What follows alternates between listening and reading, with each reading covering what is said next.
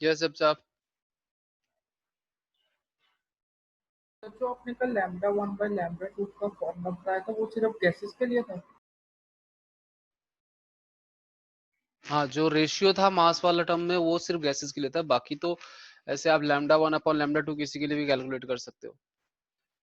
Sir जो molar mass divided by molar mass by temperature का हाँ, फॉर्मूला, जो lambda 1 by lambda 2 is equals to under root of m2 t2 divided by m1 t1 वाला, हाँ, हाँ, हाँ, वो गैसेस के लिए था ना सर? हाँ, वो गैसेस के लिए था sir.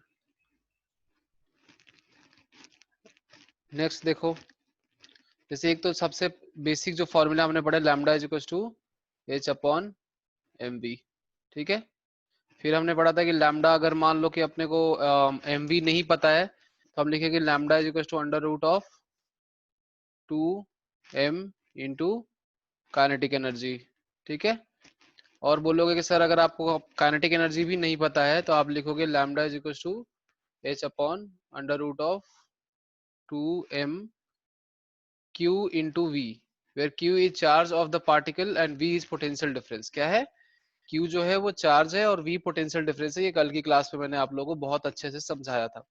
And that in case of electrons lambda will be equal to h upon under root of 2m mass of electron into charge on electron into potential difference, because charge on electron is equals to E electronic charge, which ultimately becomes equals to 150 upon V to the power 1 by 2 angstrom. इतना discussion हमने कल की class में किया था। इसमें किसी को कोई डाउट है तो बताओ, बोलो। ठीक है, मेन जो अपना फॉर्मूला था डी ब्रोगली वेव इक्वेशन का वो ये है, right. This is the main de Broglie wave equation, and based on that we have modified other forms. जैसे कि आप देखोगे, इसको अगर मैं हटा दूं यहाँ से, इसी के अलग अलग तरीके से लिखे जाने से हम लोगों ने बाकी के फॉर्मूले डिराइव किए, राइट। mv को हमने रिप्लेस कर दिया काइनेटिक एनर्जी के टर्म्स में, तो ये फॉर्मूला आ गया। अगर हमने उसको फिर किसी के चार्ज के काइनेटिक एनर्जी के टर्म्स में रिप्लेस कर दिया तो ये फॉर्मूला आ गया। फिर हमने इसको किसी के इलेक्ट्रॉन के काइनेटिक एनर्जी के टर्म्स में रिप्लेस कर दिया तो ये हो गया इलेक्ट्रॉन का काइनेटिक एनर्जी, जहाँ पे कि v पोटेंशियल है और m is mass of electron. E की वैल्यू और m की वैल्यू पुट कर इक्वेशन में, h की वैल्यू भी नोन होती है, तो उन सब के बाद हमें एक डेरिवेशन मिल गया कि 150 upon v to the power 1 by 2 angstrom is the wavelength of any electron when it is accelerated through a potential difference of v। अब कल कुछ लोगों ने पूछा था कि सर ये क्या है इलेक्ट्रॉन वोल्ट और वोल्ट में डिफरेंस क्या है। इलेक्ट्रॉन वोल्ट और वोल्ट में सिर्फ एक इलेक्ट्रॉनिक चार्ज का डिफरेंस है। In general any charged particle when accelerated through a potential difference of v, its kinetic energy is equals to charge into potential difference. Now if that particle is electron then kinetic energy will be equals to E into v, simple as that। ठीक है, इसी चीज को मैं बार बार repeat कर रहा हूं तो इसमें आपको कंफ्यूज होने की जरूरत नहीं है। चार्ज इंटू पोटेंशियल डिफरेंस को ही मैंने E इंटू वी लिख दिया, because charge in case of electron is electronic charge. Yes और नो, बोलो। ठीक है, जहां तक बात है रेफर करने की, तो मैंने देखा यार जहां भी नोट्स आप देखोगे, कोई कहीं भी कुछ डिस्कशन देखोगे तो सब में यही बात कही गई है। मैं इसमें अब इलेक्ट्रॉन वोल्ट को और दूसरे फॉर्मेट में मैं कैसे समझाऊं या कैसे आपको सेंड करूं, सब जगह यही सेम बात लिखी हुई है कि when an electron is accelerated through a potential difference of v, the kinetic energy of electron is equal to E into v, which is called electron volt unit. तो यहां तक की कहानी में किसी को भी कोई कंफ्यूजन है तो बताओ मुझे, ताकि मैं आगे के डिस्कशन को समझ पाऊं कि कैसे एक्सप्लेन करना है।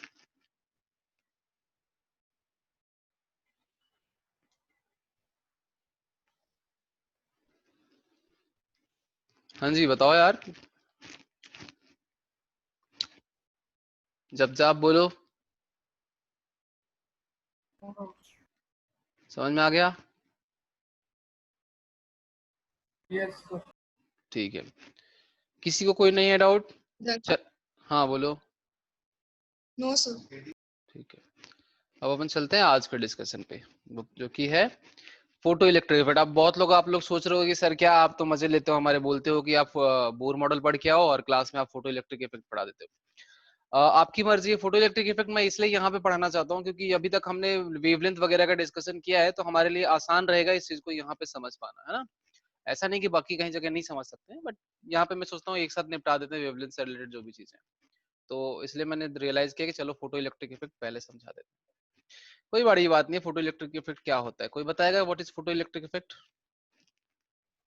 सर मैं श्योर नहीं हूँ, पर सर मेरे को लगता है कि photo electric effect is the effect when the electrons are the electric field is produced around object when it absorbs the charge. Electric field is produce around object when it absorbs the charge। चलो ठीक है। और कोई बता सकता है what is photo electric effect?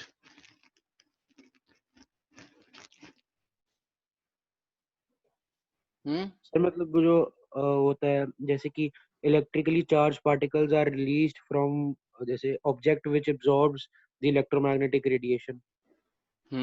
बिल्कुल सही, समझ गया मैं। हाँ, कोई एग्जांपल दो। समथिंग। Solar panel.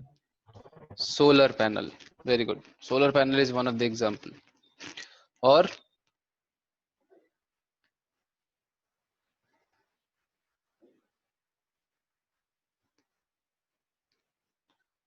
और बताओ परमिंदर, एक दो और एग्जांपल दे दो।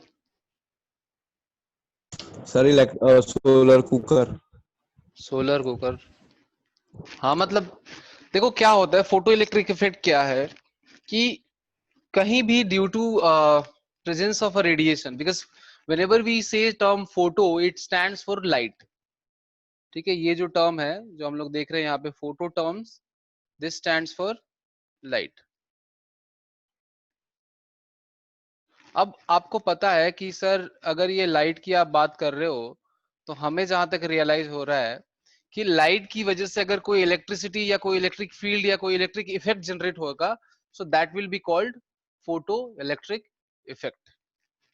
तो इसको हम लोग समझेंगे कि क्या होता है कि जब भी किसी एक मेटल सरफेस पे, in fact not just a metal surface, any surface, when a radiation strikes the surface of any object, it tries to remove an electron from the surface, whatever surface it strikes with. Like if this light is striking on my hand, so it is basically trying to provide energy to my hand in forms of radiation, and if that energy is sufficient enough to remove an electron from the surface of my hand, then that phenomena, even if it is not sufficient enough to remove the electron, if that phenomena of striking the light on my hand and movement in electrons on my hand is taking place, that phenomena is basically called photoelectric effect, which is one of the most common examples of photoelectric effects is solar panel, as Parminder said.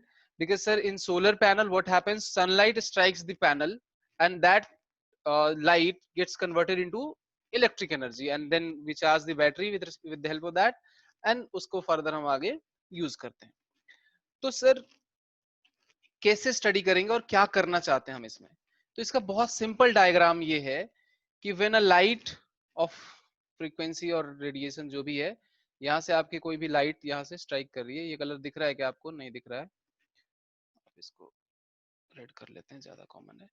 तो यहाँ से एक radiation आ रही है new frequency की, ये आपकी frequency है रेडिएशन की जो स्ट्राइक कर रही है, और वो रेडिएशन अगर इस मेटल सरफेस पे स्ट्राइक करती है तो it will be able to remove an electron from the metal surface. If it does, let's say it does, ठीक है, so that phenomena is called photoelectric effect, and the electron which is being removed is called photoelectron।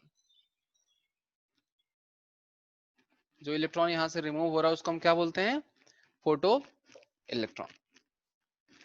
ठीक है, अब यहाँ पे बहुत सारे facts हैं, बहुत सारी चीजें हैं जो हमें ध्यान रखनी है। क्या हो रहा है during the process of striking the metal surface by that particular radiation, is it not, it is not necessarily true that every radiation is going to remove an electron. That's not true, because see कोई भी surface है उसकी कुछ ना कुछ binding energy होगी, electrons वहां पे बॉन्डेड है राइट। तो अगर आपको वहां से इलेक्ट्रॉन रिमूव करना है तो आपको कुछ एनर्जी देनी पड़ेगी, and that energy must be that energy must be at least equal to energy required to remove electron from the surface, right. जब तक आप उतने से कम उतनी एनर्जी नहीं दोगे, इलेक्ट्रॉन बाहर नहीं निकलेगा। अगर उससे ज्यादा दोगे ठीक है चलेगा, लेकिन अगर उससे कम दोगे तो इलेक्ट्रॉन वहीं का वहीं रह जाएगा। क्या ये बात आपको समझ में आ रही है? Yes, बोलो। sir. Yes, Yes, sir. sir. ठीक है, Can you please repeat? Yes हाँ। क्या कर रहे हैं कि हम इसको रेडिएशन प्रोवाइड करा रहे हैं, राइट, मेटल सरफेस को, जो आपको यहाँ Yes. पे दिख रहा है डायग्राम में। हम इस पे रेडिएशन स्ट्राइक करा रहे हैं। अब मान लो कि रेडिएशन की एनर्जी जो है वो इस इलेक्ट्रॉन, देखो इलेक्ट्रॉन अगर मेटल के सरफेस में है, या कोई भी एक पार्टिकल, कोई भी एटम अगर मेटल के सरफेस पे, let's say just an atom, तो उस एटम को अगर तुम निकालना चाहते हो तो तुम क्या करोगे? जैसे मुझे इस पेन को ब्रेक करना है, तो क्या मिनिमम रिक्वायरमेंट है इस पेन को ब्रेक करने के लिए?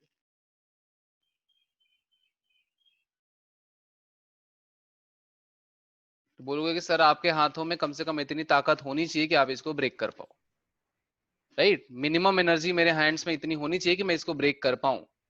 तो जितनी इसकी बाइंडिंग एनर्जी होगी, मतलब इसको ये जिस एनर्जी से बॉन्डेड है उसको उसके बराबर की एनर्जी में लगाऊंगा, तब जाके ये ब्रेक हो सकता है। हाँ या ना बोलो? Yes, yes sir. bond energy, yes. And Aryan is asking, sir, can't the charged particle to be released be a proton? No. Why not? I'll tell you, but let's just focus on this right now, and then I'll explain कि क्या है वो charge particle electron sorry proton क्यों नहीं हो सकता। but let's focus on this right now. तो क्या होगा कि what I'm saying is, whenever a radiation strikes a metal surface, it must have a minimum energy so that it can remove electron from the metal surface. Else whatever radiation strikes the metal surface, it will just be as a radiation which will provide the energy, may increase the heat, but won't be able to remove the electron. ठीक है, आगे हम देखेंगे कि उसको क्या बोलते हैं। अब सेकंड डाउट है आर्यन का कि सर आप ये बताओ कि आप कह रहे हो कि इलेक्ट्रॉन क्यों निकलेगा, प्रोटॉन क्यों नहीं निकलेगा? So as you already know that removing a proton is very tough job than removing an electron, क्योंकि प्रोटॉन जो होता है वो न्यूक्लियस का पार्ट होता है, and breaking a nucleus is very tough job as compare to breaking an atom in forms of positive charge and negative charge. ठीक है, तो इसलिए हम वहां पे जो रिमूव होता है वो इलेक्ट्रॉन होता है, क्योंकि electrons are more loosely bonded than proton. ठीक है, तो जो लूजली बॉन्डेड होगा पहले वो रिमूव होगा। तो जब पहले सारे इलेक्ट्रॉन रिमूव होंगे उसके बाद प्रोटॉन की बारी आएगी। तो जब सारे इलेक्ट्रॉन रिमूव हो जाएंगे तो उस मेटल में वैसे ही कुछ नहीं बचेगा मेटल जैसा, है ना। तो that is just impractical situation कि जहां पे कि हमें प्रोटॉन भी रिमूव करना पड़े। क्लियर है? Yes, sir. ठीक है, अब हम कुछ टर्मिनोलॉजीज की बात करते हैं। अब हम कुछ डिस्कशन तो नॉर्मल तो हमें आपको समझ में आ गया कि सर ये मेटल सरफेस, यस जब सर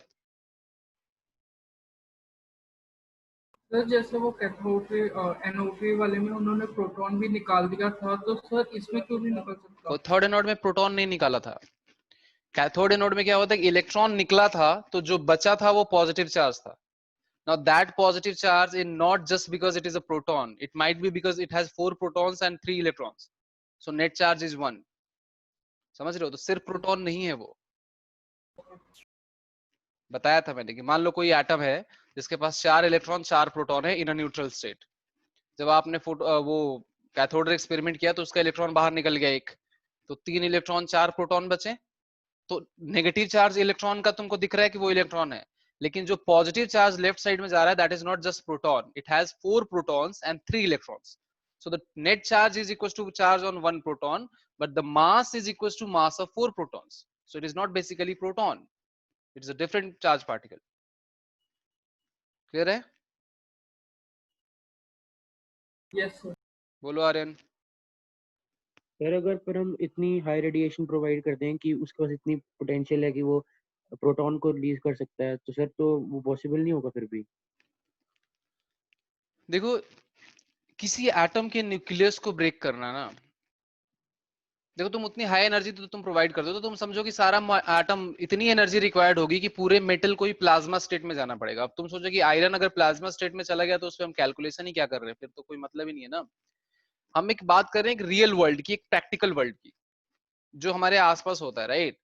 ऐसे तो सब कुछ अचीवेबल है, we can break nucleus into protons and neutrons और may be some other internuclear particles, but the thing is वो करना प्रैक्टिकली बहुत मतलब एफर्ट टेकिंग है और मतलब पॉसिबल नहीं है, उसका कोई सेंस नहीं है, प्रैक्टिकल सेंस नहीं है उसका। इतनी रेडिएशन हम नहीं प्रोवाइड कर सकते कि वो आप एटम के न्यूक्लियस को ही ब्रेक कर दो। पढ़ेंगे जब हम रेडियो एक्टिविटी तो मैं बताऊंगा बॉन्ड एनर्जी जो होती है, न्यूक्लियर बाइंडिंग एनर्जी, वो बहुत हाई रेशियो में होती है, बहुत बहुत ज्यादा क्वांटिटी होती है वो। तो उसको रिमूव हम नहीं ऐसे ब्रेक नहीं कर सकते जितना इजीली तुम सोच रहे हो। और तुम ये सोच रहे हो ना कि सर हम जितना न्यूक्लियस की बाइंडिंग एनर्जी उतनी एनर्जी दे देते हैं, तो तुम जब उतनी एनर्जी दोगे तब तक सारे इलेक्ट्रॉन वेट थोड़ी कर रहे होंगे। समझ रहे हो कि मान लो कि मैंने इसको पंच किया और मुझे पता है कि मैं धीरे से पंच करूंगा तो इसकी स्क्रीन टूटेगी, और मैं बहुत तेजी से पंच करूंगा तो इसकी पूरी बॉडी ब्रेक हो जाएगी। तो जब मैं तेजी से पंच करूंगा तो स्क्रीन भी तो ब्रेक होगी, उसके बाद बॉडी भी ब्रेक होगी एक्स्ट्रा, तो जब स्क्रीन भी नहीं रही ना इसकी, समझ रहे हो आप। तो इलेक्ट्रॉन भी रिमूव होगा उस केस में। तो जब आप प्रोटॉन रिमूव करने चले जाओगे तो सारे इलेक्ट्रॉन पहले रिमूव होंगे, उसके बाद प्रोटॉन रिमूव होगा। क्लियर है। और सर जैसे आपने अभी कहा कि अगर हम सारे इलेक्ट्रॉन्स को रिमूव कर देंगे तो उसकी मेटल की प्रॉपर्टी खत्म हो जाएगी, हम्म। सर ये कैसे, बता दो एक बार। अगर किसी मेटल में इलेक्ट्रॉन ही नहीं रहेगा, सोचो प्रैक्टिकली सोचो, कोई आयरन मेटल है उसमें इलेक्ट्रॉन ही नहीं है, ना वो कंडक्टर होगा, ठीक है, ना वो हीट का कंडक्टर होगा, ना इलेक्ट्रिसिटी का कंडक्टर होगा, तो उसकी प्रॉपर्टी चेंज होगी ना। और प्रैक्टिकली सही बताऊं तुमको तो एक मेटल से सारे इलेक्ट्रॉन को रिमूव करना प्रैक्टिकली पॉसिबल नहीं है। क्यों पॉसिबल नहीं है? आप रेडिएशन कहाँ डालोगे? अपर सरफेस पे, जो नीचे का सरफेस है उसमें थोड़ी रेडिएशन जा रही है। समझ रहे हो, एक आयरन का थिक ब्लॉक लिया मैंने, अपर सरफेस पे आप रेडिएशन डाल सकते हो, इनर सरफेस पे थोड़ी डाल सकते हो, जो बॉडी के अंदर है बल्क में थोड़ी डाल सकते हो आप रेडिएशन। डाल सकते हो क्या? No sir. तो बल्क में हमेशा इलेक्ट्रॉन रहेगा। तो प्रैक्टिकली ये बात बोलना कि सारे इलेक्ट्रॉन रिमूव कर देते हैं, नहीं, पॉसिबल ही नहीं है वो, है ना। और बहुत ज्यादा एनर्जी लगेगी ऐसा करने के लिए। पहले तो तुमको उसको पार्टिकल्स में एटॉमिक लेवल पे ब्रेक करना पड़ेगा कि पूरा आयरन एटम्स में बन गया, और फिर उस एटम के इलेक्ट्रॉन्स को निकाल रहे हो सारे एटम को। आयरन में 26 इलेक्ट्रॉन होते हैं, 26 पहले इलेक्ट्रॉन निकालोगे एक एटम से, और ऐसे टोटल पता नहीं कितने नंबर ऑफ एटम्स हो जाएगा, पागल हो जाओगे इलेक्ट्रॉन निकालते निकालते, है ना। तो प्रैक्टिकली वो पॉसिबल नहीं है। सोचने के लिए भले ही पॉसिबल है कि हाँ सर ऐसा कर देते हैं theoretically, but practically it's very hard. Clear है। Yes sir. चलो, तो हाँ मैं बोल रहा था कि कुछ पॉइंट्स डिस्कस कर लेते हैं कि क्या होता है फोटो इलेक्ट्रिक इफेक्ट में। सम पॉइंट्स आर देयर कि electron ejected as soon as, देखो इलेक्ट्रॉन कौन सा है? जो इलेक्ट्रॉन निकलता है जिसको हम बोलते हैं फोटो इलेक्ट्रॉन। क्या बोलते हैं? ये जो निकल रहा है वो इलेक्ट्रॉन है, ये ध्यान रखना।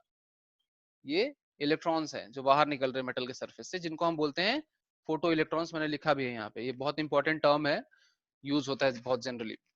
और तो लिखा हुआ है कि जैसे रेडिएशन स्ट्राइक करेगा वैसे ही इलेक्ट्रॉन बाहर निकलेगा। There is no lag between the strike and the removal of electron. समझ रहे हो आप कि ऐसा भी नहीं कि पहले स्ट्राइक करेगा फिर वो वेट करेगा, एनर्जी एब्जॉर्ब करेगा, फिर वो निकलेगा। अगर आपने जितनी एनर्जी बॉन्ड ब्रेक करने के लिए या इलेक्ट्रॉन बाहर निकालने के लिए रिक्वायर्ड होती है एनर्जी अगर आपने सप्लाई की, तो वो बाहर की तरफ निकलेगा exactly at the same moment without any lag. ठीक है, तो यही मैंने लिखा है कि electrons are ejected as soon as the beam strikes the metal surface. That is, आप बोल सकते हो there is no time lag,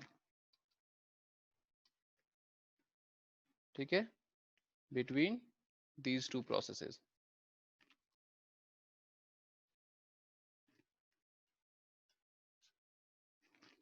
ठीक है, ये तो हो गया इसका कुछ वो।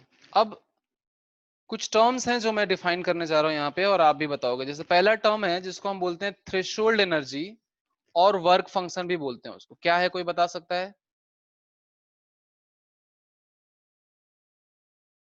Anyone?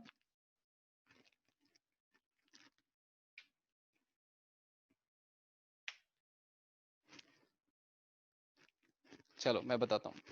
threshold energy is basically minimum energy required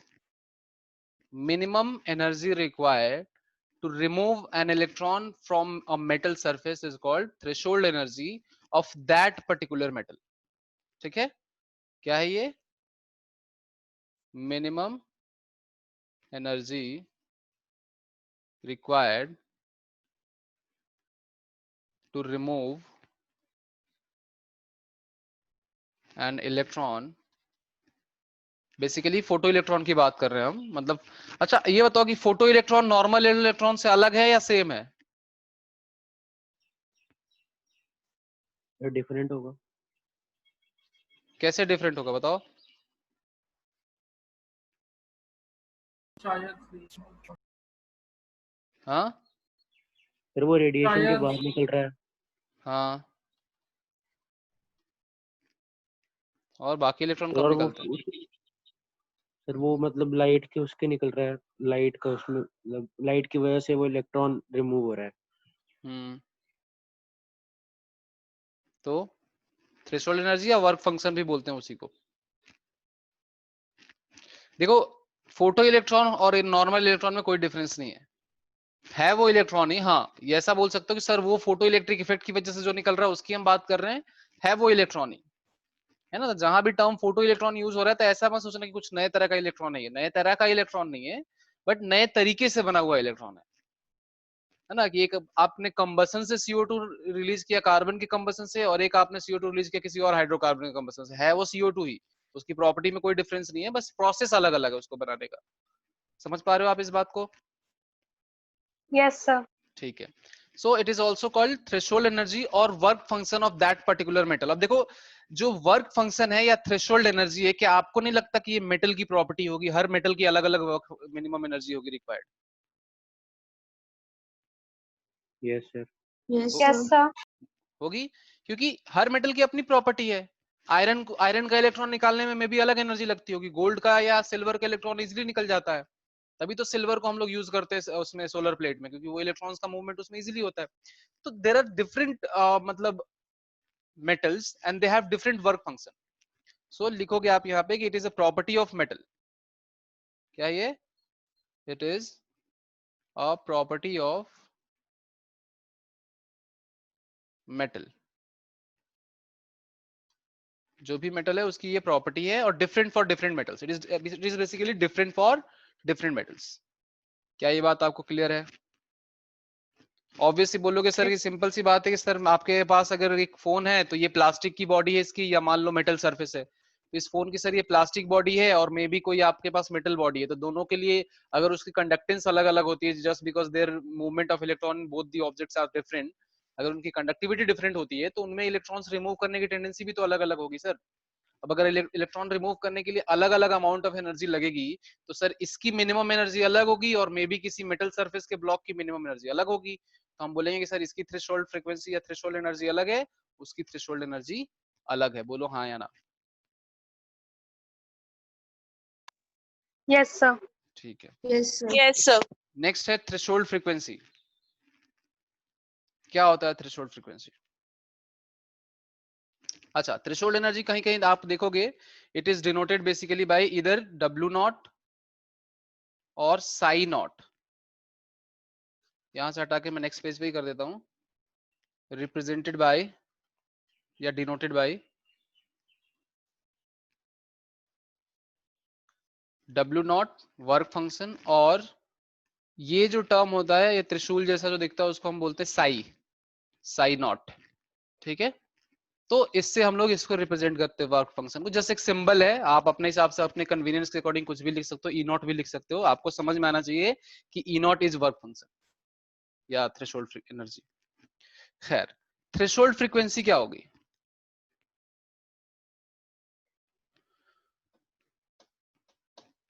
बताओ। सर एनर्जी की जगह फ्रीक्वेंसी आ जाएगा। एनर्जी की जगह फ्रीक्वेंसी आ जाएगा कि वो minimum frequency which will be sufficient enough. हाँ जब आपका क्वेश्चन है कि सर थ्रेशोल्ड एनर्जी और बॉन्ड एनर्जी सेम है क्या? बिल्कुल सेम नहीं है, लेकिन हाँ डिपेंडेबल है कि बॉन्ड एनर्जी जितनी ज्यादा होगी, जितना स्ट्रांगली बॉन्डेड होगा इलेक्ट्रॉन, उस पर्टिकुलर मेटल की थ्रेशोल्ड एनर्जी उतनी ज्यादा होगी, लेकिन वो दोनों एग्जैक्टली सेम नहीं है, सिमिलर हैं, both are dependent on one another. Clear है कि Yes, sir. थ्रेशोल्ड एनर्जी और बॉन्ड एनर्जी दोनों एक दूसरे पे डिपेंडेंट है, मतलब बेसिकली थ्रेशोल्ड एनर्जी जो है वो बॉन्ड एनर्जी पे डिपेंडेंट है, कि जितनी ज्यादा बॉन्ड एनर्जी होगी उसके इलेक्ट्रॉन को रिमूव करना उतना डिफिकल्ट होगा, मतलब उसके इलेक्ट्रॉन को रिमूव करने के लिए उतनी ज्यादा एनर्जी देनी पड़ेगी, इसलिए उसको उसकी थ्रेशोल्ड एनर्जी भी ज्यादा होगी। तो आप बोल सकते हो, आप चाहो तो लिख सकते हो कि W not, sorry, W not is directly proportional to binding energy, directly proportional होगा, इक्वल नहीं होगा, ये ध्यान रखोगे, ऐसा लिख सकते हो आप बताने के लिए। क्लियर है? खैर हम लोग थ्रेशोल्ड फ्रीक्वेंसी की बात कर रहे थे, तो threshold frequency is minimum frequency which will be sufficient, which will be just sufficient to remove an electron from metal surface, a metal surface। ठीक है, denoted by obviously new not, क्योंकि frequency को अगर न्यू से हम represent करते हैं तो थ्रेशोल्ड फ्रीक्वेंसी न्यू नॉट से रिप्रेजेंट होगी, पहली चीज तो ये हो गई। ठीक है, अब ये भी हर मेटल की प्रॉपर्टी होगी, होगी कि नहीं बताओ? Yes sir. तो Yes, मैं sir. अगर Yes, यहाँ sir. पे एक टर्म लिख दूं कि sir W naught threshold energy is equal to Planck's constant into threshold frequency, तो क्या मैं गलत लिख रहा हूं या सही लिख रहा हूं?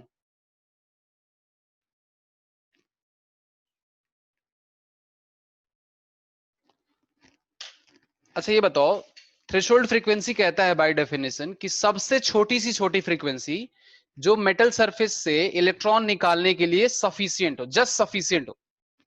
तो ये बताओ कि उस छोटी से छोटी फ्रीक्वेंसी की एनर्जी जितनी होगी वो थ्रेशोल्ड एनर्जी के बराबर नहीं हो जाएगी? क्योंकि जो फ्रीक्वेंसी है उसके पास मिनिमम इतनी एनर्जी तो होनी चाहिए ना कि वो थ्रेशोल्ड एनर्जी को क्रॉस कर सके, तभी तो इलेक्ट्रॉन निकाल पाएगा वो मेटल सरफेस से। बोलो।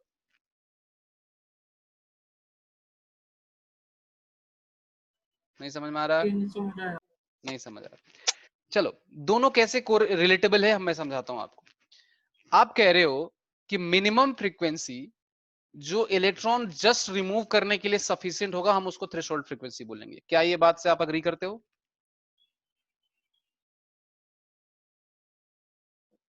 Yes, sir. Yes, sir. Yes, sir. तो इसका मतलब ये हुआ कि उस जो मिनिमम फ्रीक्वेंसी है जिसको मैंने नाम दे दिया न्यू नॉट, उसकी एनर्जी कितनी होगी?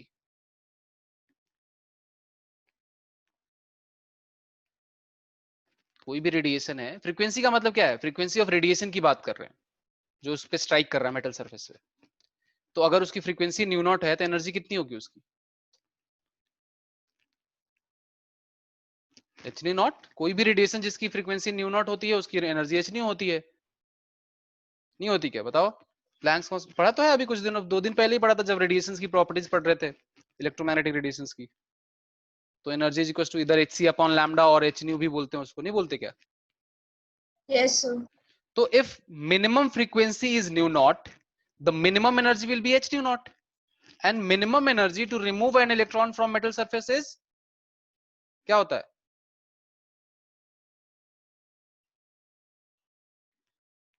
बोलो।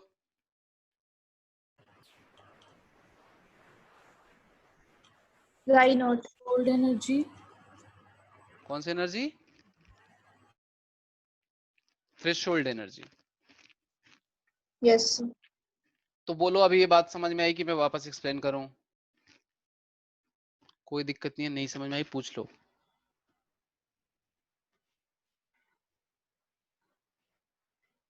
समझ में आ गई सबको मतलब मेरे हिसाब से? बोलो आर्यन, समझ में आई बात? Yes sir. ठीक है, तो थ्रेशोल्ड एनर्जी और थ्रेशोल्ड फ्रीक्वेंसी में जो रिलेशन होगा वो quite simple, because if minimum frequency is nu not, minimum energy will be H nu not, simple. अब आ जाते हैं हम तीसरे टर्मिनोलॉजी पे जिसका नाम है थ्रेशोल्ड वेवलेंथ। क्या होगा थ्रेशोल्ड वेवलेंथ?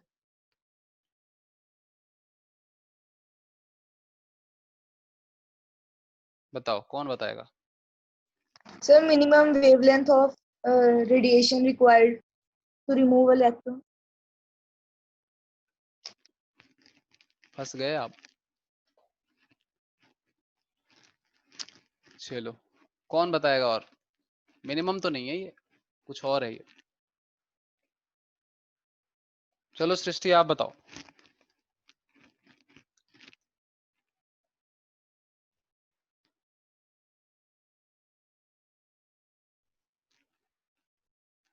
सृष्टि, सृष्टि ज्यादा खाना खा लिया क्या? नींद आ गई?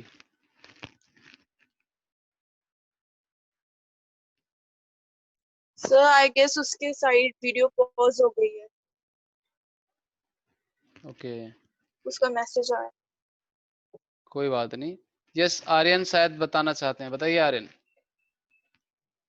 सर अगर हम देखें तो सर वेवलेंथ तो सर मैक्सिमम ही रिक्वायर्ड होगी रेडिएशन को फोटो इलेक्ट्रिक इफेक्ट बनाने के लिए, Yes, बिल्कुल। sir. मैक्सिमम वेवलेंथ नहीं होगी। Exactly. So first of all there is nothing called threshold wavelength, मतलब है ऑब्वियसली, एज ए क्वेश्चन पूछा गया तो पूछा जाएगा, but practically mainly threshold frequency और थ्रेशोल्ड एनर्जी ही होते हैं। लेकिन फिर भी अगर थ्रेशोल्ड वेवलेंथ पूछ दिया गया आपसे, तो आप बोलोगे कि not minimum, because energy is the main parameter. Minimum energy required to remove an electron, minimum frequency required to remove an electron, but energy and wavelength are inversely proportional, है कि नहीं? एनर्जी और वेवलेंथ इनवर्सली प्रोपोर्शनल होते हैं। मतलब अगर minimum energy चाहिए आपको, तो मैक्सिमम वेवलेंथ होनी चाहिए। हाँ या ना बोलो? Yes, sir. तो इन case of Yes. Wavelength we will have to write that maximum wavelength, not minimum, but maximum wavelength which will be sufficient enough, which will be sufficient enough, hand writing नहीं समझ में आया तो बोल देना, to remove, जैसे मैं बोल भी रहा हूं, N electron from a metal surface. ये सारी जो थ्रेशोल्ड बातें हम कर रहे हैं, वो किसी भी मेटल की प्रॉपर्टी होती है, उस मेटल पे डिपेंड करती है और किसी चीज पे डिपेंड नहीं करती है। फ्रॉम अ मेटल सरफेस, तो हम लिख सकते हैं, and obviously it will B denoted by lambda naught, and can we write that W naught is equals to HC upon lambda naught? लिख सकते हैं क्या? कुछ नहीं किया मैंने, थ्रेशोल्ड एनर्जी को लैम्डा नॉट के टर्म, थ्रेशोल्ड वेवलेंथ के टर्म्स में लिख दिया। थ्रेशोल्ड एनर्जी तो अभी भी W नॉट ही होगी, होगी कि नहीं बोलो? Yes, sir. तो ये दोनों फॉर्मूला Yes, sir. थोड़ा बहुत आप ध्यान रखना, आपको समझ में आया तो ठीक है। तो ये कहानी है थ्रेशोल्ड फ्रीक्वेंसी, थ्रेशोल्ड वेवलेंथ और थ्रेशोल्ड एनर्जी की, राइट? अब हम आगे भी मूव करेंगे और आगे की चीजों में जहां भी आपको डाउट हो आप मुझे, yes Aryan. So when minimum frequency is required maximum wavelength, हाँ यस, आर्यन ने मुझे पहले एक्सप्लेन कर दिया कि सर फ्रीक्वेंसी जो है वो वेवलेंथ की इनवर्सली प्रोपोर्शनल है, तो जहां हम मिनिमम फ्रीक्वेंसी बोलेंगे वही हम मैक्सिमम वेवलेंथ भी बोलेंगे। That's why the threshold wavelength is not minimum wavelength, it is maximum wavelength which will be sufficient enough to remove. Largest wavelength बोल सकते हैं, नॉट मैक्सिमम बोलना ज्यादा सही नहीं है, largest wavelength which will be sufficient enough to remove an electron from a metal surface is called threshold wavelength of that particular metal। ये भी जानना जरूरी है कि ये हर मेटल की अलग अलग होगी। क्लियर है या नहीं बोलो? तो ये आपको बात समझ में आ गई। अब हम आते हैं नेक्स्ट टॉपिक पे। तो यहां तक में किसी को कोई कंफ्यूजन नहीं है? बहुत अच्छे से मैंने इसको एक्सप्लेन करने की कोशिश करी है, और एक एक चीज बहुत इंपॉर्टेंट, बहुत, ये जो चीजें आप पढ़ रहे हैं अभी, ये चीजें वापस आप 12th क्लास के फिजिक्स में पढ़ेंगे। तो अभी इतने अच्छे से समझ लो कि फिजिक्स का सिलेबस जब 12th क्लास में हो, तो आप एक दिन में 2 दिन में पूरा मॉडर्न फिजिक्स का एटॉमिक स्ट्रक्चर वाला पार्ट कंप्लीट कर लो। तो फोटो इलेक्ट्रिक इफेक्ट बहुत फेवरेट टॉपिक है फिजिक्स पे, तो वहां पे आपको इजीली समझ में आना चाहिए। अब हम बात करते हैं equation of photo electric ejection की, क्या होगा और कैसे होगा। तो जहां तक कि अभी तक हम पढ़ते आ रहे हैं कि सर ये है मेटल सरफेस, ठीक है, इस मेटल सरफेस पे सर हम एक रेडिएशन डालेंगे और may be if that radiation is sufficient enough to do so, it will remove an electron from the metal surface. तो ये बाहर निकल जाएगा जिसको हम बोलेंगे फोटो इलेक्ट्रॉन, ठीक है। तो सर अब ध्यान से आप लोग समझेंगे एक एक चीज को कि चलो मान लेते हैं कि जो रेडिएशन यहाँ पे स्ट्राइक कर रही है उसकी फ्रीक्वेंसी है न्यू, ठीक है, न्यू फ्रीक्वेंसी है, इन जनरल कोई भी फ्रीक्वेंसी, राइट। तो इसकी एनर्जी कितनी होगी, एनर्जी ऑफ रेडिएशन कितनी होगी, एच न्यू होगी कि नहीं, बोलो। नहीं समझा, समझा कि नहीं समझा, बोलो। एक रेडिएशन है मेटल के सरफेस पे आ रही है, कोई भी रेडिएशन है, हमें नहीं पता उसकी एनर्जी कितनी है, हमें उसकी फ्रीक्वेंसी पता है कि न्यू है, तो उसकी एनर्जी हम लिख सकते हैं एच न्यू, हाँ या ना बोलो। Yes, sir. Sir Yes, now sir. Now Yes, sir. ध्यान से देखोगे, if H nu is less than H nu not, ठीक है, अगर एच न्यू नॉट से छोटा है, मतलब ये एच न्यू नॉट क्या है भाई, ये क्या है सर, ये थ्रेशोल्ड एनर्जी बोलते हैं हम लोग इसको,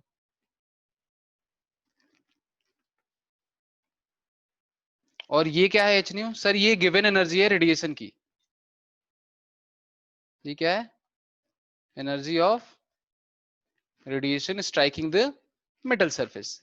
तो अगर जो एनर्जी स्ट्राइक कर रही है वो मिनिमम रिक्वायर्ड एनर्जी से कम है तो क्या होगा, इलेक्ट्रॉन नहीं निकल पाएगा। So no photo electron will be remove. तो आप बोलोगे सर वो एनर्जी जाएगी कहां, क्योंकि एनर्जी तो जा रही है मेटल के सरफेस पे, और आप कह रहे हो कि आप उसको यूज भी नहीं कर रहे हो, तो कहां जा रही है वो, इलेक्ट्रॉन भी रिमूव नहीं हो रहा, तो कहां जाएगी बताओ आप। सर अपना वो फॉर्म बदल लेगी शायद। क्या हो जाएगी, फॉर्म बदलेगी, नहीं फॉर्म नहीं बदलेगी, हाँ फॉर्म बदल लेगी ऑब्वियसली, बट कहां, कौन से फॉर्म में जाएगी वही पूछ रहा हूं मैं। Heat. Heat, exactly. So what that energy will do is that will just be given to an electron inside the metal surface, and that electron will now vibrate with more energy, and due to more vibration heat will be evolved or the temperature of the metal surface will increase. तो धूप में रखे हुए metal surface का temperature increase होने का reason ये नहीं है कि धूप के पास बहुत टेम्परेचर है, उसका रीजन ये है कि वो बार बार उसके इलेक्ट्रॉन को स्ट्राइक करता है, उससे इलेक्ट्रॉन की वाइब्रेशन बढ़ते हैं, वाइब्रेशन बढ़ता है तो टेम्परेचर बढ़ता है, क्योंकि number of collisions between different electrons increases. Clear है।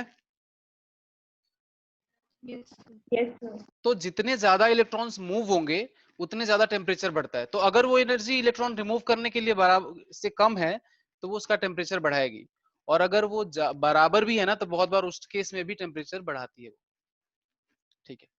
वो क्या सीन है वो हम लोग आगे पढ़ेंगे, लेकिन यहाँ तक अभी तक किसी को कोई डाउट है तो बताओ, ये नोट कर लिया तो भी बताओ मुझे। Yes. So wait a minute, yes, please. इसको नोट करो क्योंकि सारे केसेस में मैं यहीं पे कराने वाला हूँ।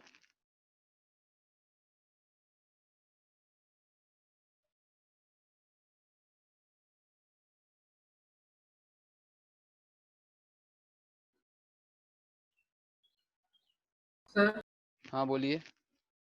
सर जैसे अगर कोई हमने कोई ऐसी फॉइल सी रखी जिसका मतलब हमने बहुत ऐसे फॉइल कोई जैसे गोल्ड फॉइल वगैरह है, अगर उसको हम ऐसे बाहर रखें तो उसके सारे इलेक्ट्रॉन जा सकते हैं, सारे इलेक्ट्रॉन जा सकते हैं मतलब फोटो बिल्कुल, इलेक्ट्रॉन की हाँ तरह से। हाँ हाँ हाँ, बट वो एटॉमिक लेवल पे होना चाहिए, मतलब उसकी थिकनेस तो इतनी वो होनी चाहिए कि वो एक एटम के थिकनेस के बराबर हो। सर उसका वो चेंज नहीं हो जाएगा फिर क्या हो जाएगा, अदर फोर मॉडल्स में उसने इतना मतलब छोटा थिन रखा था, ऐसे ही अगर गोल्ड फॉइल हम अगर सन मेरे सन के नीचे वो के मतलब बाहर रख दे तो क्या होगा। जल जाएगा। है ना, इतनी ज्यादा एनर्जी होगी और उतना कम सरफेस एरिया है उसका, मतलब वो है कि जल्दी एक्सपोज होगा, वो बर्न हो जाएगा थोड़े टाइम के बाद, बहुत ज्यादा हीट हो जाएगा अगर तो डिपेंड करता है। देखो किसी प्रैक्टिकल सिनेरियो को अजम्पशंस पे हम बोल नहीं सकते कि ऐसा ही होगा, ऐसा जरूरी नहीं है, बिकॉज आप पढ़ोगे कि जो मॉडर्न फिजिक्स है, जो मॉडर्न साइंस है, ये जो हम लोग जिसको हम इस ये जो पार्ट है ये मॉडर्न फिजिक्स का पार्ट आता है, इसको हम बोलते हैं क्वांटम फिजिक्स। तो क्वांटम फिजिक्स क्वांटाइजेशन जहां पे हम बात करते हैं light, photon, photo electric event, इन सब चीजों की जो बात करते हैं, वहां पे everything is based on probability.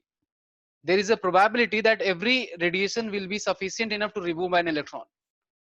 That is just a probability. हो सकता है कोई रेडिएशन आपने दिया उतना ही जितने की रिक्वायर्ड है इलेक्ट्रॉन रिमूव करने के लिए, बट वो मेटल विसिनिटी में कहीं खो गया, वो गया ही नहीं, किसी इलेक्ट्रॉन से स्ट्राइक ही नहीं हुआ।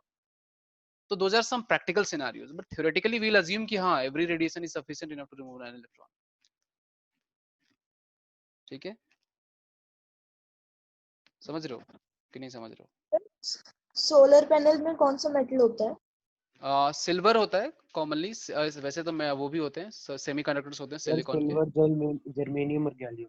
हाँ ठीक है, जर्मेनियम और gallium is used for semiconductor materials and silver is used for increase conductivity. ठीक है, ओके।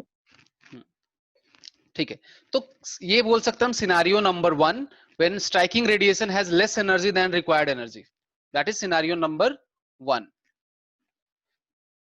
ठीक है, अब मैं इसको हटाता हूं सबको और अपन बात करेंगे अब सिनेरियो नंबर 2 की, कि सर अगेन आप ले लो ये मेटल सरफेस, फिर से आप यहाँ पे रेडिएशन फॉल कराओ, फिर से एक इलेक्ट्रॉन मेटल सरफेस से, एक इलेक्ट्रॉन यहाँ से जस्ट मे भी रिमूव होगा, मे भी नहीं होगा, डिपेंड करता है कि क्या है। तो सर मान लेते हैं फिर से इसकी एनर्जी एच न्यू है, तो हम अज्यूम करते हैं कि if H nu is equal to h nu naught, और हम इसी बात को ये भी लिख सकते हैं, मे भी पहले नहीं भी लिखा हो तो कि h C upon lambda is equal to h C upon lambda naught, लिख सकते हैं कि नहीं बोलो? सेम ही बात है, where nu naught is Yes, sir. threshold frequency and in this case lambda naught is threshold wavelength। ठीक है, अगर ये दोनों जस्ट बराबर होंगे तो इसका मतलब क्या होगा? It means that it will just be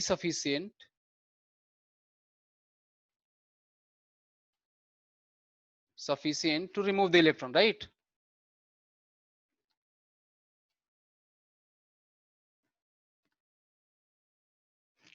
अब देखो ये क्या होगा कि इलेक्ट्रॉन जस्ट रिमूव हो गया और मेटल सरफेस पे ही रुक जाएगा, बिकॉज जो भी एनर्जी थी वो तो इलेक्ट्रॉन को रिमूव करने में चली गई, मतलब इलेक्ट्रॉन के पास कोई एनर्जी तो नहीं रहेगी ना रिमूव होने के बाद, क्योंकि जो मिनिमम रिक्वायर्ड थी उतनी एनर्जी अगर आप दोगे तो वो क्या होगा, जस्ट रिमूव हो जाएगा, बस यही होगा, होगा कि नहीं बोलो?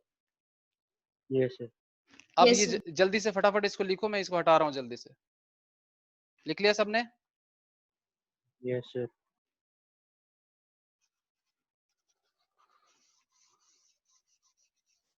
अगर मान लो कि एच न्यू जो है वो ज्यादा हो गया तो क्या करेंगे?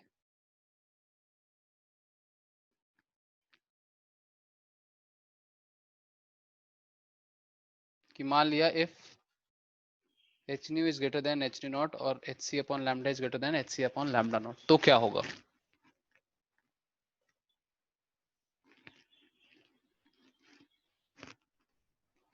बताओ, कौन बताएगा? मान्यता बताओ।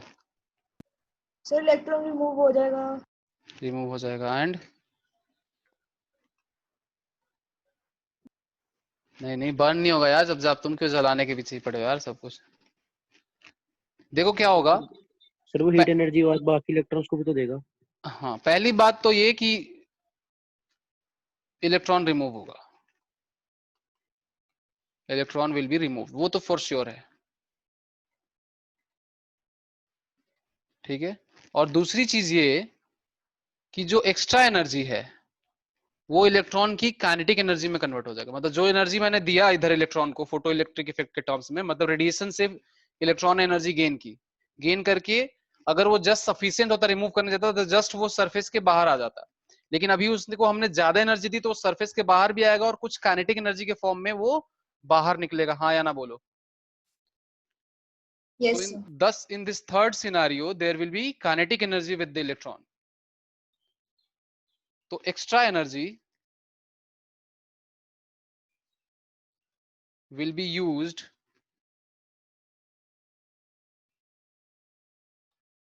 by electron in form of क्या हो जाएगा, काइनेटिक एनर्जी। हाँ या ना बोलो कि आपने 10 रुपए दिए किसी को, उसको 5 जरूरत है, तो 5 क्या करेगा, वो खर्चे करेगा, यही करेगा ना, क्यों आर्यन, या सेव करेगा। अब वो उसका पैसा हो गया फुल मिला के। मुझे 5 रुपए की जरूरत है, आपने मुझे 10 रुपया दिया, तो 5 रुपया वो मेरा हो गया या वो मेरे पास है, बिकॉज मुझे जरूरत तो 5 रुपए की, तो खर्च तो मैं 5 ही करूंगा, बाकी का 5 तो मेरे पास ही पड़ा रहेगा ना। तो same goes for the electron, it requires h nu naught, but we are giving h nu which is greater than h nu naught, so h nu naught will be consumed in removing electron and the greater part will stay with the electron. बोलो। Yes, sir.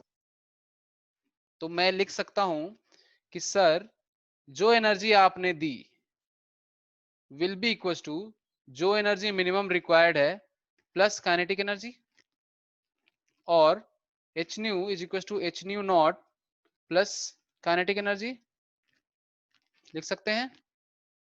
यही equation है जिसकी मैं बात कर रहा था, ये तीनों के लिए वैलिड है। और hc upon lambda is equals to hc upon lambda naught plus half mv square, where m is mass of electron, v is velocity of electron. Kinetic energy को मैंने इस फॉर्म में लिख दिया। तो ये है वो इक्वेशन जिसकी मैं बात करता हूँ, photo equation of photo electric ejection. अब आप तीनों में से किसी भी सिनारियो को उठा के देख लो, if h nu if nu is equal to nu naught, kinetic energy zero हो जाएगा अपने आप। If nu is even less than nu naught, तो ये होगा ही नहीं, कुछ नहीं होगा। तो ये तीनों के लिए वैलिड है, बस ये कैसे आया उसके लिए मैंने वो तीनों चीज पहले ही आपको एक्सप्लेन कर दी थी। ये बताओ किसी को इसमें डाउट है तो इस इक्वेशन में? हाँ, तो हीट एनर्जी में क्यों नहीं जाएगा? हाँ वो हीट एनर्जी में क्यों नहीं जाएगा? देखो आर्यन, हीट एनर्जी में तब जाता जब, देखो रेडिएशन जो हम स्ट्राइक करा रहे हैं वो फोटोन के फॉर्म में किससे स्ट्राइक हो रहा है, इलेक्ट्रॉन से। अब इस इलेक्ट्रॉन से रेडिएशन स्ट्राइक होने के बाद अगर ये इलेक्ट्रॉन इसी मेटल सरफेस पे रह जाता तो ये यहीं वाइब्रेट करता, और अगर ये यहीं वाइब्रेट करता तो ये इस पूरे मेटल की एनर्जी को बढ़ाता, मतलब टेम्परेचर को बढ़ाता। लेकिन अगर वो रेडिएशन इलेक्ट्रॉन के पास आई, इलेक्ट्रॉन ने उसको लिया और वो बाहर निकल गया, तो बाहर निकल गया तो मेटल के पास तो है ही नहीं ना वो अब इलेक्ट्रॉन, वो एनर्जी तो इलेक्ट्रॉन लेके गया, तो इलेक्ट्रॉन की काइनेटिक एनर्जी बनकर रह जाएगी वो मेटल एज इट इज है। ओके तो ऐसा नहीं है जब कि मेटल का टेम्परेचर बिल्कुल नहीं इंक्रीज होगा, होगा, बिल्कुल होगा, लेकिन उस इलेक्ट्रॉन की वजह से नहीं होगा जो बाहर निकल गया, उन इलेक्ट्रॉन्स की वजह से होगा या उन रेडिएशंस की वजह से होगा जो मेटल सरफेस में कहीं ना कहीं ट्रैप हो गए या वो इलेक्ट्रॉन रिमूव करने के लिए सफिशिएंट नहीं रह पाए। ऐसा होगा प्रैक्टिकली, बहुत सारे रेडिएशन ट्रैप भी होते हैं मेटल सरफेस में, जो हम अभी इग्नोर करके चल रहे हैं थ्योरेटिकल कैलकुलेशंस। सर जब फिर इक्वल होगा, जब हमें गिवन जो फ्रीक्वेंसी होगी वो थ्रेशोल्ड फ्रीक्वेंसी की इक्वल होगी, तो सर उसमें हीट फैक्टर भी आ जाएगा कि हीट भी होगी, क्योंकि इलेक्ट्रॉन तो फिर काइनेटिक एनर्जी के साथ नहीं हुआ। मैं समझ गया तुम्हारी बात। देखो क्या होता है ना, जब when we talk about boundary conditions, boundary condition ये होता है कि हम जस्ट वाली बात करेंगे, जस्ट रिमूव हो गया। देखो प्रैक्टिकली हमारे हाथ में इतना कंट्रोल नहीं होगा कि हमें पता हो कि इस टाइम पे रिमूव जस्ट रिमूव होगा और इस टाइम पे ज्यादा रिमूव होकर बाहर निकल जाएगा। This are all theoretical scenarios. Practically अगर हम बात करेंगे ना, बहुत सारे फैक्टर हैं जो हम लोग इग्नोर करके चल रहे हैं प्रैक्टिकली। जरूरी नहीं है कि हर रेडिएशन डायरेक्टली उसी इलेक्ट्रॉन से स्ट्राइक करे, जैसा कि मैंने आपको बताया, हो सकता है वो कहीं और जाके स्ट्राइक कर जाए, इलेक्ट्रॉन से ना जाके स्ट्राइक करके किसी वॉइड में जाके स्ट्राइक कर जाए रेडिएशन। ठीक है, हो सकता है कि इलेक्ट्रॉन बाहर निकलना चाहता हो लेकिन दूसरे ने उसको खींच लिया, दूसरे एटम ने या दूसरे इलेक्ट्रॉन ने उसको खींच लिया, न्यूक्लियस ने। तो प्रैक्टिकली बहुत सारे सिनारियोज हैं, थ्योरेटिकली हम बात कर रहे हैं। तो when we talk about boundary condition की जस्ट इलेक्ट्रॉन निकला है, ऐसा कुछ प्रैक्टिकली होता है कि जस्ट निकला हो, निकल के जाएगा कहाँ, वो मेटल के सरफेस में थोड़ी रहेगा वो। तो वो एक बाउंड्री सिनारियो है कि जस्ट मतलब जस्ट इक्वल हो तो हम बोलेंगे कि इलेक्ट्रॉन के पास काइनेटिक एनर्जी जीरो है, वो निकल गया मेटल सरफेस से। ठीक है, तो ये कैलकुलेशंस में काम आता है, प्रैक्टिकली बहुत सारे इटरेशंस लेने पड़ते हैं। बट आप बोलोगे कि सर जब प्रैक्टिकली इतना डिफरेंस होता है तो इतना दिमाग क्यों लगा रहे हैं हम इसको कैलकुलेशन की इक्वेशन बनाने के लिए? वो इसलिए कि अगर आपने रफली भी एस्टिमेट कर लिया, अगर मैंने ये एस्टिमेट कर लिया कि वो उसके पास कुछ इलेक्ट्रॉन रिमूव होंगे, तो मुझे रफली ये आइडिया भी लग जाएगा कि हाँ इतना परसेंट रेडिएशन जो होगा वो ट्रैप होगा। समझ रहे हो?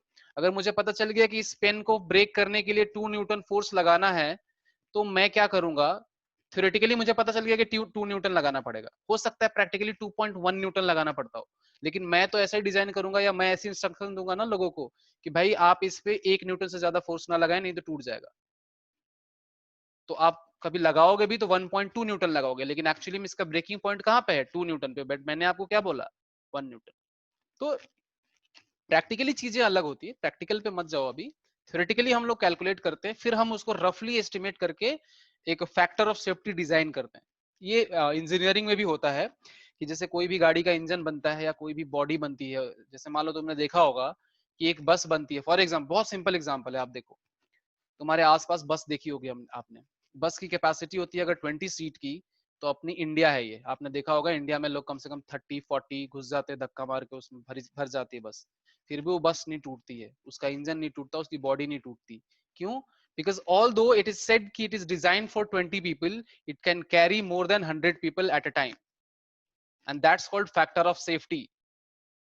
ठीक है, कि हमें प्रैक्टिकली रफली हमने कैलकुलेट किया कि 20 लोगों को ये करना चाहिए, तो 20 लोगों के लिए हमने उसको बनाया कैपेसिटी 120 लोगों के बराबर, बट हमने लिख दिया कि सिर्फ 20 ही बैठ सकते हैं। समझ रहे हो? तो this is the actual benefit of a rough calculation और एन अप्रोक्सीमेट कैलकुलेशन, कि वहां तक करके थोड़ा बहुत हम अपने लेवल से एक्स्ट्रा इनपुट दे देते हैं उसमें। क्लियर है? Yes sir. ठीक है, तो उस पे मत जाओ कि सर वो क्या होगा, वो भूल जाओ, हम लोग थ्योरेटिकली बात कर रहे हैं अभी। ठीक है, अब ये तो सारी कहानी रही इक्वेशन की। तो इक्वेशन में फिर से एक बार लिख देता हूं कि इक्वेशन को सर हम अलग अलग फॉर्म में लिख सकते हैं कि h nu is equal to h nu naught plus half m v square, और सर इसको लिख सकते हो h C upon lambda is equal to h C upon lambda naught plus half m v square. दोनों के form में sir हम लिख सकते हैं। अब यहाँ पे एक नेक्स्ट टर्म आता है कि relation between intensity and photo electron. जो मुझे बता देगा कि इंटेंसिटी क्या है, मुझे पूरा भरोसा है कि वो ये भी बता देगा कि क्या रिलेशन होगा। इंटेंसिटी क्या होती है?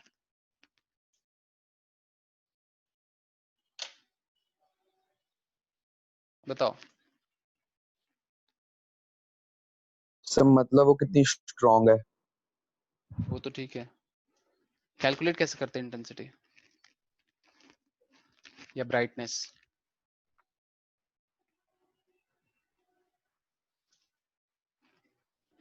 बताओ। तो देखो मेरे पास ये लाइट है, ध्यान से देखना, ये भी डल हो गया, ठीक है। अब इसकी धीरे धीरे इंटेंसिटी में बढ़ाऊंगा, फील कर पा रहे हो आप? चेंज हो रही है इंटेंसिटी, देखो कम हो रही है अभी। तो क्या हो रहा है? क्या कलर चेंज हो रहा है या क्या चेंज हो रहा है? बताओ मुझे इसमें, इस पूरे प्रोसेस में क्या हो रहा है बताओ। तो कलर चेंज हो रहा था, कलर चेंज हो रहा था। डार्क से लाइट, लाइट से डार्क। सो डार्क से लाइट, लाइट से डार्क इज कलर और समथिंग एल्स? फ्रीक्वेंसी चेंज हो रही है। ब्राइटनेस। ब्राइटनेस है ये, पहली बात तो ब्राइटनेस है, फ्रीक्वेंसी नहीं आ रहा है, frequency is something different, frequency depends for radiation. Frequency अब चेंज हो रही है, देखो फ्रीक्वेंसी ये चेंज हो रही है। अभी आप बोलोगे सर कुछ तो नहीं हो रहा है, वो क्या कर रहे हो, सेम ही बात लग रही है हमें, तो आपको दिखेगा अभी क्या होता है फ्रीक्वेंसी चेंज। देखो ये जो लाइट है अभी तुमको थोड़ी येलोइश दिखेगी, अभी थोड़ा तो ब्राइट हो गया, ग्रीन हो गया, ठीक है। ऐसे फिर ये चेंज होता रहता है हर पैटर्न पे, देखो अभी अलग कलर का हो गया है। तो फ्रीक्वेंसी और इंटेंसिटी में बहुत डिफरेंस है। फ्रीक्वेंसी जो होती है वो कलर आइडेंटिफाई करती है, जैसे कि रेड की फ्रीक्वेंसी अलग होती है, ग्रीन की फ्रीक्वेंसी अलग होती है, वैसे ही वायलेट की फ्रीक्वेंसी अलग होती है। लेकिन रेड की intensity is something different. Intensity में क्या होता है कि सेम फ्रीक्वेंसी के ज्यादा नंबर ऑफ रेडिएशंस होते हैं, तो इसलिए उसकी ब्राइटनेस ज्यादा दिखती है हमें। एक व्हाइट लाइट ले लो, ट्यूबलाइट ले लो, व्हाइट कलर की है, और एक सीएफएल ले लो, या दो बल्ब ले लो व्हाइट कलर के, एक है 20 वॉट्स का और एक है 10 वॉट का। तो आपको पता है कि सर दोनों अगर सेम ही बल्ब हैं तो उनमें से निकलनी तो व्हाइट लाइट ही है, लेकिन एक से ज्यादा नंबर ऑफ लाइट्स निकलेगी और एक से कम निकलेगी and that part is called intensity. Yes or no? Yes, sir. तो intensity और frequency are two different things. Yes, Samnit, बोलो.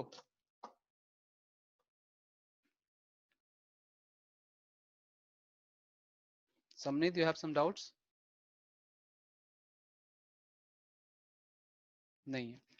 तो मैं आपको बता दूं कि इंटेंसिटी और फ्रीक्वेंसी जो है वो दोनों अलग अलग चीजें. इंटेंसिटी क्या होती है? Number of radiations falling on a surface per unit time या per unit surface area. Number of radiations per unit time per unit surface area is called intensity. ठीक है, कि ये है मेरा सरफेस एरिया. इस पूरे सरफेस एरिया पे अगर नंबर ऑफ रेडिएशंस 50 फॉल करती हैं और एक केस में 100 फॉल करती हैं, सेम टाइप ऑफ रेडिएशंस, तो जिस केस में 100 फॉल करती हैं इतने ही एरिया में, उस केस में ब्राइटनेस ज्यादा दिखेगी, इंटेंसिटी ज्यादा होगी. बोलो हाँ या ना. सर वन रेडिएशन को हम कैसे डिफाइन करेंगे? वन रेडिएशन को हम कैसे डिफाइन करेंगे? देखो, whenever we talk about light we have bunch of radiations together, right? तो मैंने बताया था एक फोटोन को एक रेडिएशन बोलेंगे हम. अब उस फोटोन की वेवलेंथ अलग हो सकती है, फ्रीक्वेंसी अलग हो सकती है, एनर्जी भी अलग हो सकती है, उस बेस पे उसका कलर भी अलग होगा, लेकिन एक फोटोन को हम एक रेडिएशन बोलेंगे. ठीक है. अब बोलोगे सर हमें क्या पता, हमें कैसे दिखेगा, हमें तो ये नहीं पता चलता कि कौन सा रेडिएशन है, हम कैसे नंबर काउंट करेंगे? नहीं करना आपको. ठीक है, आप एक एक नंबर नहीं काउंट करोगे जब infinite number of radiations already है एक छोटे से लाइट में भी. हमें सिर्फ ये देखना होता है कि किसकी इंटेंसिटी ज्यादा है, किसकी कम है. तो सबसे पहले इंटेंसिटी क्या होती है ये अब आप लोग लिख लो. मैं सोचा था कि आज ये चैप्टर करा के क्वेश्चंस भी करा दूंगा, बट ये हो ही नहीं पाएगा, इस पे तो एक्सप्लेन इतना करना पड़ता है. खैर, तो अगर इंटेंसिटी की बात करेंगे तो क्या होगा? Number of radiations per unit area पर यूनिट टाइम. ठीक है, number of radiations per unit area पर यूनिट टाइम, उसको हम क्या बोलेंगे? इंटेंसिटी. तो अगर नंबर ऑफ रेडिएशंस, अगर इंटेंसिटी ज्यादा होगा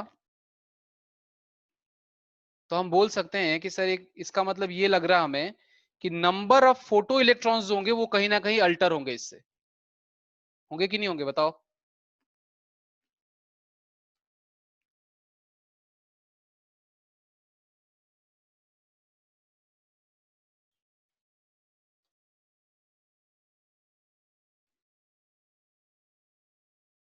और इस पे क्वेश्चन पूछा जाता है, पैराग्राफ टाइप क्वेश्चन पूछा जाता है.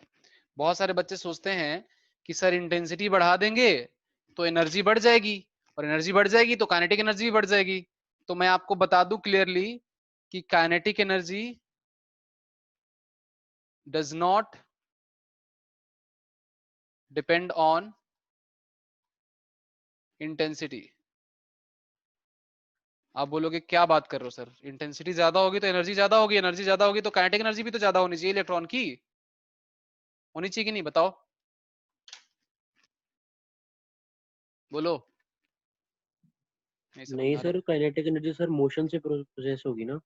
हाँ मैं कह रहा हूँ कि देखो, अगर मान लो ये मेटल का सरफेस है, ठीक है, ये मेटल सरफेस है, इस पे हमने ज्यादा रेडिएशन डाली तो इंटेंसिटी बढ़ाई, मतलब ज्यादा एनर्जी दी हमने इसको, दी. Yes sir. अब ज्यादा energy the but required electron remove करने के लिए रिक्वायर्ड एनर्जी तो फिक्स है. तो अगर ज्यादा एनर्जी दोगे तो काइनेटिक एनर्जी ज्यादा होनी चाहिए ना, जो इलेक्ट्रॉन निकल रहा है उसका. Yes sir. तो दिमाग में डाउट यही आता है कि सर अगर रेडिएशन ज्यादा डालोगे तो ज्यादा एनर्जी का इलेक्ट्रॉन, फोटो इलेक्ट्रॉन बाहर निकलेगा. लेकिन वो प्रैक्टिकली गलत है. वो सच में देखोगे तो क्या होता है कि आप नंबर ऑफ रेडिएशंस कितने डालते हो उससे फर्क नहीं पड़ता है. एक इलेक्ट्रॉन को रिमूव करने एक ही रेडिएशन जाता है एक टाइम पे. तो अगर एक इलेक्ट्रॉन से एक ही रेडिएशन स्ट्राइक कर रहा है तो आप चाहे 50 डालो, उससे क्या फर्क पड़ता है, स्ट्राइक तो एक ही करना है ना. तो डिपेंड एनर्जी इस बात पे करेगी कि जो एक रेडिएशन जा रहा है उसकी एनर्जी कितनी है, not on number of radiations. Number of radiation से क्या होगा, नंबर ऑफ फोटो इलेक्ट्रॉन्स बढ़ सकते हैं कि भाई 10 रेडिएशन डाला तो 10 इलेक्ट्रॉन निकलेंगे, अब 50 रेडिएशन डालोगे तो 50 इलेक्ट्रॉन निकलेंगे. लेकिन पहले एनर्जी जो थी वो भी फ्रीक्वेंसी पे डिपेंड कर रही थी और बाद में भी एनर्जी फ्रीक्वेंसी पे डिपेंड करती है। देखो आप काइनेटिक एनर्जी जो हमने लिखा है ये इक्वेशन में, क्या काइनेटिक एनर्जी कहीं से भी इंटेंसिटी पे डिपेंड होते हुए दिख रही है? नहीं। फ्रीक्वेंसी पे डिपेंड होते हुए दिख रही है? हाँ। बोलो, नहीं समझ में आ रहा है? कोई बात नहीं, इसको समझो, आप प्रोसेस करो इस इंफॉर्मेशन को। कल का डिस्कशन में यहीं से स्टार्ट करूंगा पूरा, ठीक है? यस आर्यन। सर जो हमारे पास सर जेई मेंस में सर जो हमारे पास इंटीजर टाइप क्वेश्चंस होते हैं सर, उसमें सर हमारे पास जो 5 क्वेश्चंस आते हैं केमिस्ट्री में सर, वो न्यूमेरिकल्स ही होते हैं कि पैराग्राफ बेस्ड ऐसे थ्योरेटिकल न्यूमेरिकल्स क्वेश्चन होते भी हैं, आते हैं? न्यूमेरिकल्स होते हैं, एडवांस में आते हैं पैराग्राफ टाइप, ये सब मेंस में सिर्फ न्यूमेरिकल होते हैं। ठीक है। ठीक है, खैर तो मैं आज अभी यहीं रखता हूँ। बहुत ज्यादा इन्फॉर्मेशन होगी, बहुत ज्यादा लोड ऑफ इन्फॉर्मेशन हो गई, तो आप जितना पढ़ाया मैंने उसको ढंग से पढ़ के आना कल की क्लास में, क्योंकि समझ में तो सब कुछ आया होगा लेकिन उसको याद कर पाना या दिमाग में रखना वो बहुत इंपॉर्टेंट है। तो उसको वापस पढ़ना, वापस पढ़ना, वापस पढ़ना, 3 बार पढ़ के फिर आप मेरे पास आना नेक्स्ट क्लास में, तब जाके क्वेश्चंस कर पाओगे। क्वेश्चंस देखो बहुत सारे हैं जो मैं कराने वाला हूँ, ठीक है? आगे और भी क्वेश्चंस होंगे तो वो डिस्कस मैं करूंगा। क्लियर है? तो कल का क्लास में वहीं से स्टार्ट करूंगा, मैंने वहीं सेव कर रखा है उसको। चलो, thank you very much. Thank you, sir. Thank you. Thank you sir. Thank you. कोई डाउट नहीं है ना किसी को? No, sir. ठीक है, चलो बाय, थैंक यू।